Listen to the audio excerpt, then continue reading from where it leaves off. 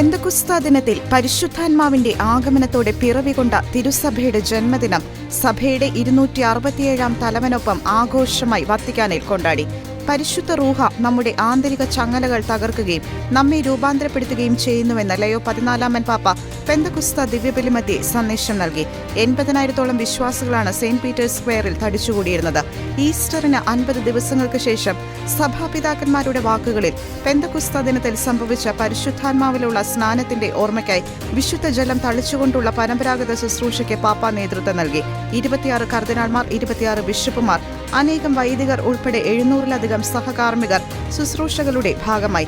പെന്തക്കുസ്ത ദിവസം സ്ലീഹന്മാരുടെ ജീവിതത്തിൽ ദൈവാത്മാവ് അസാധാരണമായ വിധം നടത്തിയ ഇടപെടലിനെ ഓർമ്മിപ്പിച്ച പാപ്പ, സ്ലീഹന്മാരിൽ ഇറങ്ങി വന്നതുപോലെ തന്നെ പരിശുദ്ധ റൂഹ നമ്മുടെ മേൽ ഇറങ്ങി വന്ന് നമ്മുടെ ആന്തരിക ചങ്ങലകൾ തകർക്കുകയും ഭയങ്ങളിൽ നിന്നും മാനസിക ക്ഷതങ്ങളിൽ നിന്നും ഹൃദയ കാഠിന്യത്തിൽ നിന്നും നമ്മെ സുഖപ്പെടുത്തി രൂപാന്തരപ്പെടുത്തുകയും ചെയ്യുമെന്ന് ഓർമ്മിപ്പിച്ചു.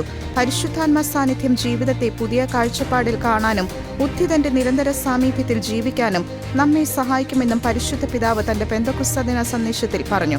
നമ്മെ കീഴടക്കുന്ന ഒരു ശക്തമായ കാറ്റുപോലെ, നമ്മെ അതിശയിപ്പിക്കുന്ന ഒരു ഇടിമിന്നൽ പോലെ, നമ്മെ പ്രകാശിപ്പിക്കുന്ന തീ പോലെ പരിശുദ്ധാത്മാവിന്റെ ദാനം ഇന്നും നമ്മുടെ മേൽ ഇറങ്ങുന്നുവെന്ന് പാപ്പ വ്യക്തമാക്കി.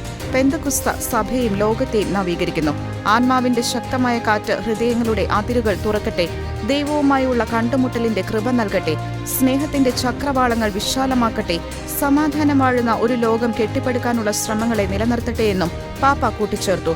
International desk, Shekinah news.